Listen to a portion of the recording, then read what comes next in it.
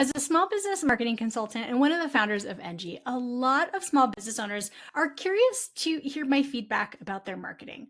So I had this idea not too long ago to start doing marketing audits here on our YouTube channel so that both the business owner and you can learn something because, most marketing advice works for most people.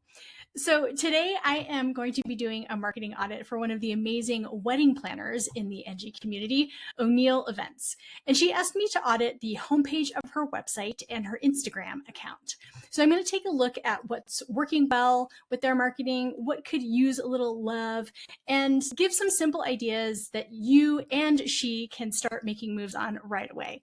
So if you're a small business owner, especially if you're a small business owner in the wedding industry, you'll probably pick up a few pieces of advice that can help you do your marketing as well. So let's dive in. So I'm here on Colleen's website and I'm ready to dive into auditing the homepage of it. And so let's kick things off talking about how I see this being a really strong homepage. And the first thing that I noticed is the clarity of the main navigation. It's simple, it's using plain English. She's not calling her blog a journal or something else where someone can go, I don't really understand what this is. So that is a really great way to help people navigate through the rest of the website. The other thing that I noticed is contact information is right here. Now, a lot of wedding professionals don't do this. And if you're a service provider in general, you should have an email contact listed somewhere on your website because not everybody wants to use your contact form or your inquiry form, nor does it maybe make sense for everyone to contact you that way. So having an email contact front and center is another really great thing. Now, something else I noticed was Colleen does a really good job of using buttons all the way down the homepage of her website. And this is really good because she's giving people many opportunities to go explore the rest of her website, to go deeper, to spend more time on it, to hit other pages. So that's something that is really, really good to do. And the last thing that I noticed was the footer of the website. And this is often a piece of real estate that's totally overlooked by folks. But she's got a great description about the business. Her social media links are here, more contact information. And this is also actually a really important piece of real estate for SEO. So she's using it pretty well.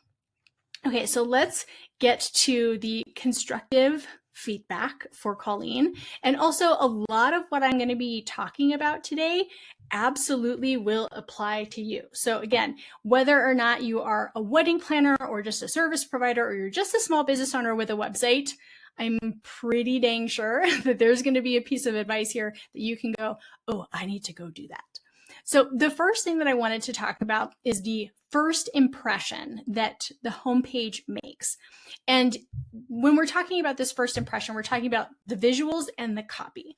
So with the visual, I'm sure that this photo, when you see the whole photo, is really beautiful, but because it's so tight in this frame, it's not as impactful. And I don't think it portrays sort of like the grandeur or the design or the vibe of the types of events that Colleen plans. So I would recommend putting something that really just packs more punch here. Then the next thing is this spot, which is called a brand positioning statement, if you're a nerdy website copywriter like I used to be. And while this brand positioning statement isn't saying nothing, it's not making an impact. And again, this first bit of your homepage is the spot where people are making split-second judgments. And one of those judgments being, should I keep digging through this website? Like, am I in the right place? Can this person be the person that I want to hire? So the brand positioning statement, we'll get a little bit more into that in a few minutes, but I wanted to call that out. You want this piece of copy to immediately let people know that they are in the right place and that they should keep reading. Now, the next thing that I wanted to talk about is, in general, this homepage and the copy talks more about the features versus the benefits. And this is, in a software company or like a product-based company, we talk about features and benefits all the time, but features and benefits are a thing for service-based businesses as well. Because when you think about a wedding planner like Colleen is, What are the features, right? They can often be promoting services like event management or month of coordination or full service planning, right? Like those are the things that they're selling. And yes, that's what someone is looking to buy, but what they're really wanting is to know the benefit of buying from you. And that sort of messaging it's sprinkled in here, but it doesn't slap people across the face. And that's what you need to do in this day and age, where a lot of times people are only skimming the headlines. That's the only part that they're reading. And only folks who are like already knowing, oh, I'm pretty serious about maybe inquiring with this person, only those people are going to read the rest of the copy. So I'd love to see the headlines tell more of a story as you scroll down the page so that someone is understanding all of the bits and pieces, even if they're just reading that. Okay, the next thing that I wanted to talk about is also a very common sort of mistake that I see being made a lot. And that's that a lot of website copy talks about you, the business owner, way more than it talks about your client or your customer. And yes, I know this sounds like a little bit crazy, but we're not really supposed to talk about us as much as we think we are. And so when you read Colleen's copy, or you even go and you read your own website copy, if you're reading the word we or us or I or me way more often than you're reading you, then what I want you to do is to start to flip the script. You need to reimagine those pieces of copy and think of, how do I make this centered around the reader so that I'm using the word you more than I'm talking about myself? Because in the end, you want to be really specific about what it is they need. And you also really want them to feel like you are talking directly to them. And so in plain English, you got to use the word you more than you talk about yourself. Okay, so the next thing that I wanted to talk about is just in general, the SEO practices that I see not being used on this homepage. And we're just talking about the homepage and not the rest of the website. So, there are additional SEO things that we could nerd out on. Come find me if you want to do that. But one of the things that really stuck out, again, in terms of the headlines that I see down Colleen's website, is these headlines are prime pieces of real estate for SEO keywords. So welcome is not a keyword. Why couples love working with us, not a keyword, right? Meet the owner, not a keyword. So these are spots where I would really encourage you to go do some SEO keyword research and then incorporate your keywords in these headlines in addition to just the general copy you're writing, but don't force them where it feels forced. Use them naturally and again down the page in your headlines. And the last thing that I wanted to talk about is just sort of the general flow of the story. And Colleen I would give her like an 80%, like a B grade when it comes to how she's moving people through the story. And so with this feedback that I'm going to give you, this is more of a structure that makes it easy to know, like, hey, I'm touching on all the things that I would need to say on a homepage. So the first thing is the brand positioning statement, right? You want this to make it very, very clear, unmistakably clear, what it is you do, where you do it, and who you do it for. Because again, you want the reader to go, I am in the right place and I should keep reading. Then once you start to scroll down the page, really the next section of your website copy should talk about the problem that they're having and not your knee-jerk reaction description of what their problem is.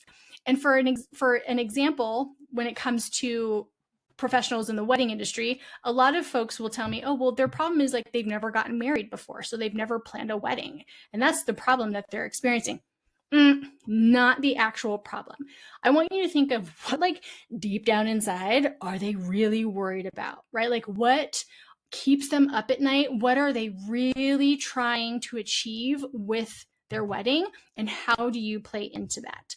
So go deeper and then make this section, I'm not telling you to like make it doom and gloom, but make it very clear you understand what they are really struggling with and really looking for. And then the next section, I would suggest introducing your services as the solution, right? And so in addition to introducing your services, right, just giving a quick high level description, you also want to give people that button so that they can go learn more if they're like, oh yes, I actually do want to go learn more right now. Then I always love to have a section about you, introducing you, which Colleen has here, another win. But this is kind of a lot for the homepage. And so I'd like to see this short and sweet. And then also please include your headshot. You are a human who other humans are thinking about hiring for services. And so you should present your like smiling, happy, kind looking face right out the gate, especially because you're probably as a service provider not asking for just like $5. We're asking for a lot of money with our services. And so this is a way for you to really start building trust. Okay, then on Colleen's website specifically, I'd get rid of this section because I know that Colleen has a business to business side of her business, but this just like, it stands out, it sticks out like a sore thumb and it's confusing. So I would get rid of it. And this, I would make more clear that it's for professionals, Colleen. Okay, so then the next section, I would love to see client reviews because you want them to start reinforcing that you have done this before, that people trust you, that you're really good at it. And here, this is really long down the page. So I'd rather it be something that scrolls side to side rather than require someone to scroll this much. Also, use pull quotes. Again, most people are not going to go and read the full review here, right? Like we're humans, we're so lazy. I'm sorry. I apologize on behalf of humanity. So pull out the punchiest part of the review and make that sort of a mini headline that people can quickly read, right? That's all you need to do there. Then once we're starting to get toward the bottom here, and Colleen, you're already starting to do this here, but I'd like to see this push a little bit more into reinforcing why they are here, what they want, and how you can do that for them, right? And in a way that is related to the problem that's deeper than just like your wedding, your way. And then the last thing that I'd love to see here is a stronger closing section in between this additional section of social proof, right? And the footer. So make this a spot where you are giving people the next step. And oftentimes that's the contact page because it's at the bottom of the page. Or if you really feel like the next step for someone to take is to view your services, then lead them there. But overall, Colleen, you've got a really strong foundation for the homepage of your website. And those are all just ways that you can push it even further to make sure that it's doing more of the work for you. So now I'm here on Colleen's Instagram account for O'Neill Events. And we're going to talk through some of the things that are happening really well, as well as some spaces where she can make some adjustments. So one of the first things that I really loved about Colleen's Instagram account is the fact that her brand that you see over on the website carries over to her Instagram account.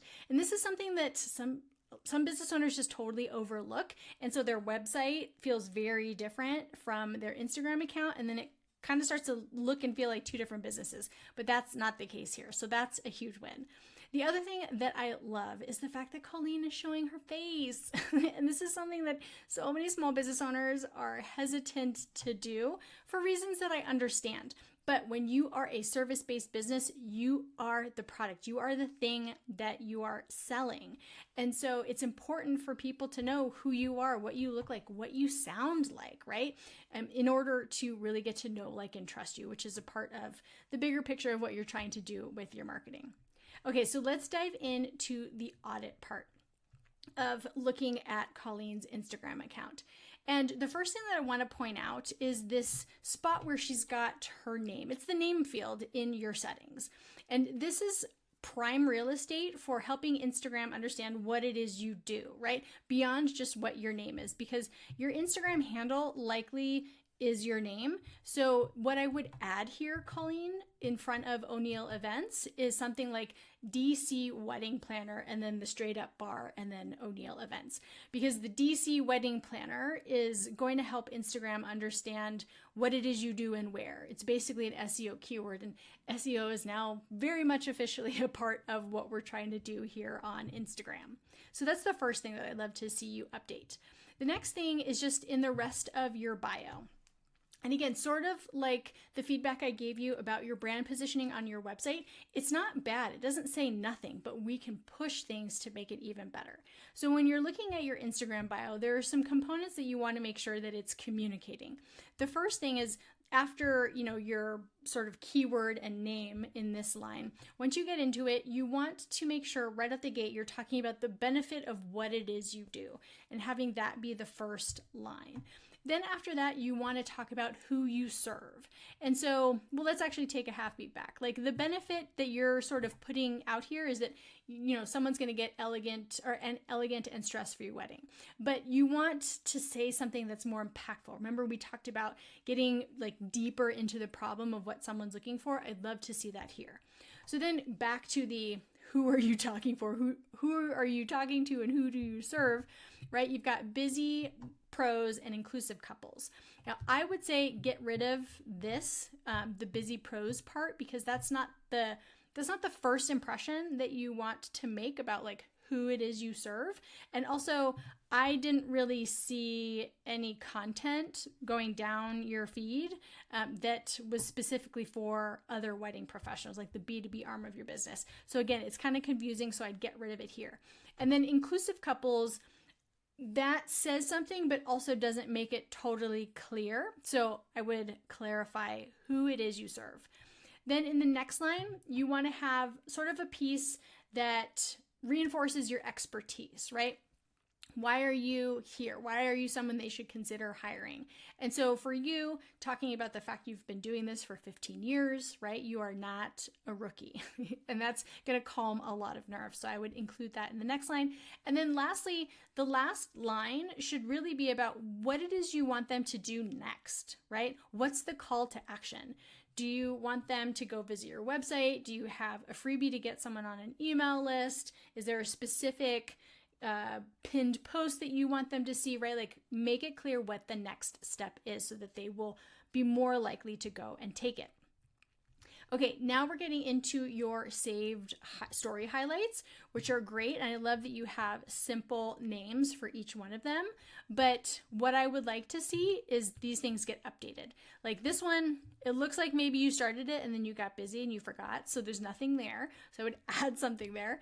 And then when you're going into other highlights, 382 weeks is like, I can't do the mental math, but it's like many, many years because there's 52 weeks in a year.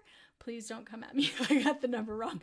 But so make sure that the stories that you have saved in your highlights are more timely so that they're relevant and they show the type of work that you're doing now. Because if that DC highlight is like work from 5 years ago, then it might not be relevant anymore.